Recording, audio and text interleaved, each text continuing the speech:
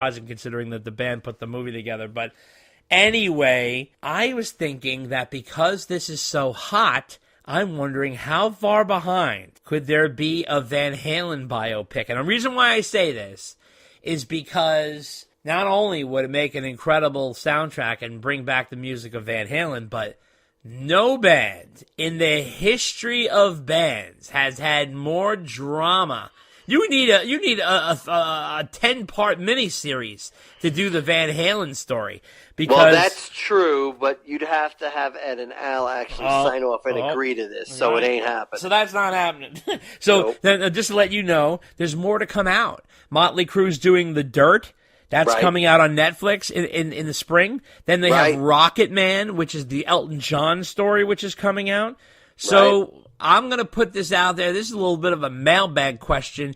Who do you think would be good playing Eddie and Dave? And would you guys like to see a Van Halen biopic? And how in God's name could we put this all together to have this? Where do you start it? Where do you end it? It could be interesting. I know if Dave's right, the brothers aren't going to sign off on shit. So, but it'd be fun just to listen to. So, and of course, Dave doesn't dip into what ifs. I was just going to say, ooh, a what if. I can't wait.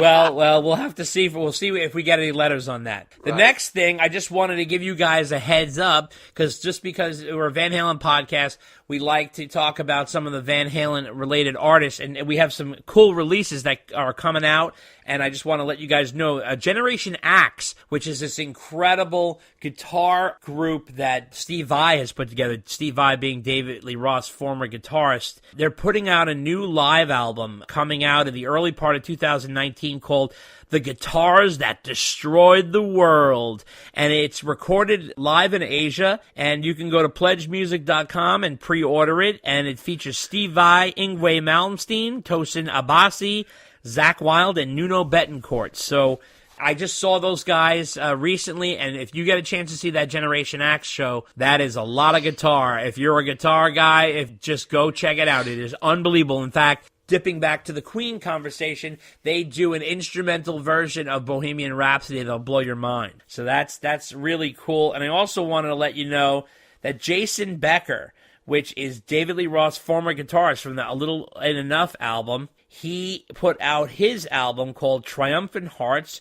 It also features guest spots from Joe Satriani, Uli John Roth, as well as Trevor Rabin from Yes. And like you said, Dave, you mentioned to me there's 2 tracks on that album that are from the A Little Ain't Enough era. Right, A Little Ain't Enough. Yeah. I think they are demos of songs that didn't make the album. Wow. Okay. Well, that's interesting. And the Winery Dogs, featuring former David Lee Roth bassist Billy Sheehan, are hitting the road in 2019 for their Who Let the Dogs Out tour, which starts May 1st. So we're excited to see those guys back. Hopefully we can have Billy back on the podcast. And what do you think of the Dogs returning, Dave? So I missed them the last time or two they were out, so maybe I'll catch them this time. Definitely. And the last but not least, lonely old Sammy Hagar. There he is, the Red Rocker, sitting by the phone that's not going to ring. But Sammy has had some issues lately. He's perfectly fine health-wise. But he's had some online issues because someone has been impersonating the Red Rocker on social media. And he came out with a video message, and he says, "It really bothers me because I think of my fans as my friends and extended family. I hate to see anybody taken advantage of or get hurt in any way." And he sent out a warning. "I do not direct message anyone. If you get a DM, it's not from me. I don't ask money from anyone. No charitable donations or special VIP packages. Help us out and turn the people who are doing it in." So be careful out there. Sammy's not asking for any charitable donations. Sammy gives charitable donations. He doesn't ask for them. So if you guys see any illegal activity happening out there, make sure to report it to Facebook and get those people knocked off. And that wraps up Van Halen news. And we are on to our mailbag segment. We got lots of cool letters to discuss. And this month. You guys asked for it, and now we're serving it to you on a silver platter, celebrating the 30th anniversary of David Lee Roth's second full-length album, Skyscraper, from 1988. Dave and I are doing a Skyscraper episode for you guys. It's a Skyscraper bonanza, and we are doing a deep dive discussion into the album, discussing every little element. We are also interviewing the mixer and engineer, Magic Moreno. We pulled him out of the studio in California, and he joins us. What a wonderful guy he is. Wait till you guys listen to him. He's fantastic. And I also interviewed Steve Vai. That's right, the wild and crazy, legendary Steve Vai, one of the greatest guitarists in the world, is coming on, and I did an interview with him where we discussed all Skyscraper discussions. And that is all coming up in this last of 2018 power-packed episode.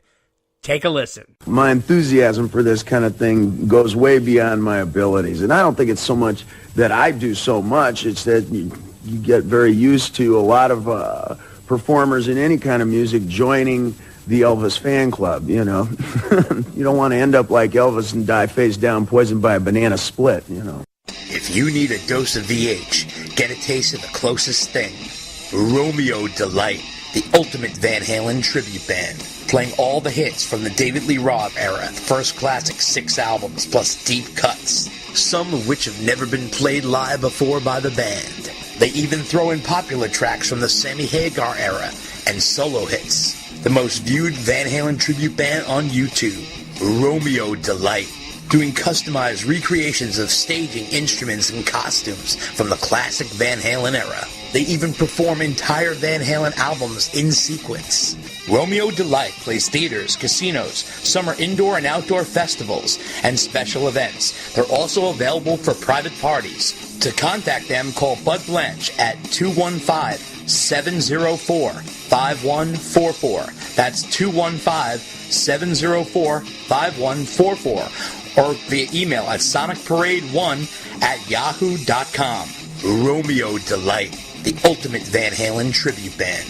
This is Rock'em Sock'em Diamond David Lee Roth. You're live in front of your naked steaming ears, and you're listening to Dave and Dave Unchained, baby. Check out the new podcast, The Rock Quarry, your place to hear in-depth interviews with some of rock's most colorful characters, with your host, entertainment journalist David J. Criblay. The Rock Quarry is available for free on Spreaker and iTunes. You can check us out on Facebook at The Rock Quarry Podcast, on Twitter at Rock Quarry Pod, on Instagram at The Rock Quarry Podcast, or email us at therockquarrypodcast@gmail.com. A little bit of the outdoors. It's has nothing to do with music. The people that I climb with live out of the backs of their station wagons for $3,000 a year.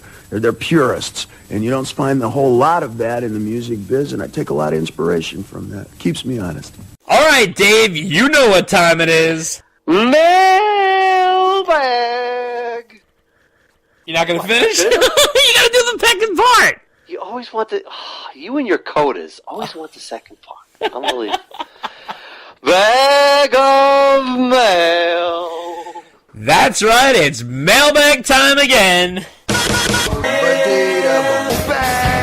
And we have a boatload of mail to get through, so we're going to get right to it. Number 1, coming from Bjorn Brenne from Oslo, Norway. Bjorn says, I have to comment on the Dave versus Sammy airplay subject. In the United States and Europe is very different regarding this matter. On mainstream Norwegian radio, every week we hear both Jump and Why Can't This Be Love. Only those 2 Van Halen songs. But the station plays all kinds of music. So Dave and Sammy go head to head here. Not much pure rock stations here, but they only play big rock hits. So if Van Halen is played, they play the same songs. The name you love, Bjorn Brenne. So, thank you, Bjorn, for writing in. It's nice to hear that Sam and Dave get the same airplay. We're surprised by that, because Sam hardly got to tour Europe, and last time they were there, they were opening for Bon Jovi. So, it's David Lee Roth had a more international appeal. Van Halen with Roth spent a little more time going over there and, getting some nice time in. So what do you think of that, Dave? Them both having a mix there. Yeah, I'm surprised, actually. Yeah. Surprised that Sam era is still getting played over there, because you're right. They did not have a big touring presence. They didn't have a big charting presence. True. Absolutely. Surprising, but good to hear. Absolutely. Absolutely. And we are on to our second letter from Paul Davis. And Paul says, just discovered your podcast, Diver Down, and the latest pods were epic, telling all my friends about you guys. Would love to have you guys spend some time on Sammy's solo album before 5150. There are some absolute gems on that album. VOA, Rock Is In My Blood, Burning Down the City, and one of my all-time faves, Swept Away, whose guitar sounds a lot like the guitar intro for Dreams. Cheers, Paul Davis. So, Paul, VOA will be explored at some point. I'm a fan of Dick in the Dirt, which I know Dave plays around the holidays at his house. No. I'll tell you who the Dick in the Dirt. Woo! That's right.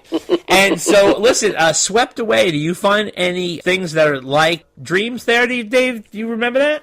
Wow, you know what? I have not listened to the VOA album in a long time. Right. So it's not one of my go-to Sammy albums. So honestly, I'm going to have to recheck that out and see if it's familiar or not. All right. Well, listen, we are now up to our third letter, and Dave, I got to be honest with you, you better buckle in on this one. All right, here we go. This is pretty wild. Okay, and I'm going to say, right out, I apologize because I feel bad for you here. This guy's throwing shade at you left and right.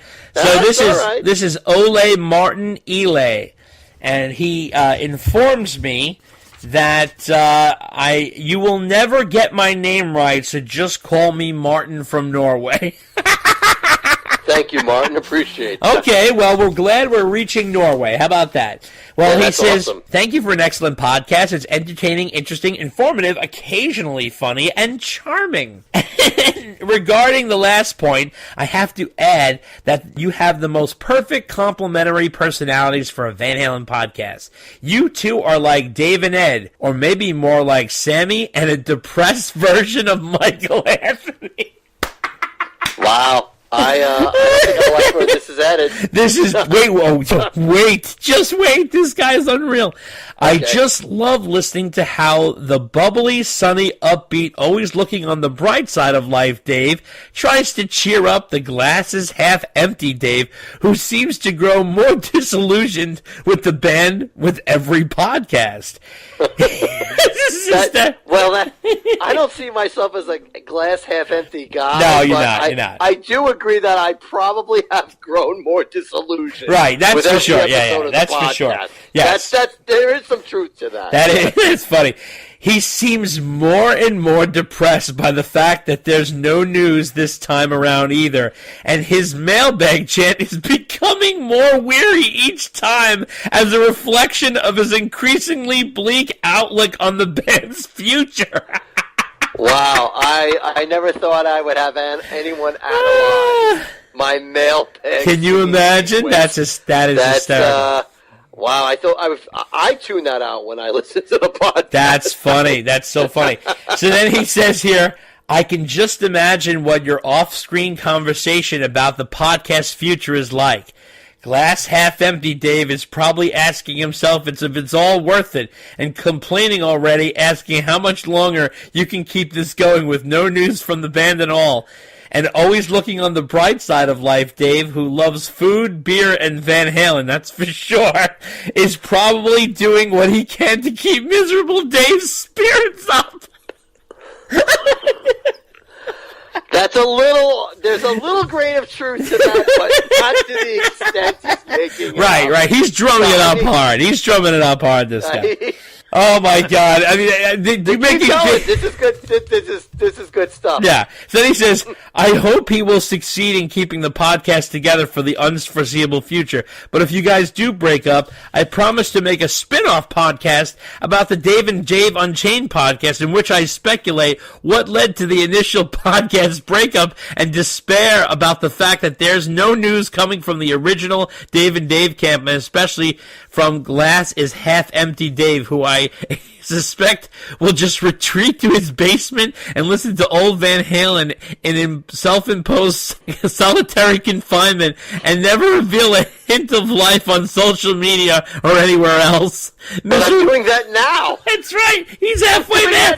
He's halfway there. Media at all. He's halfway there, folks. That's right. And he says, "Oh my God, this is so funny." Miserable. Hey, thank goodness we had some like decent Van Halen news this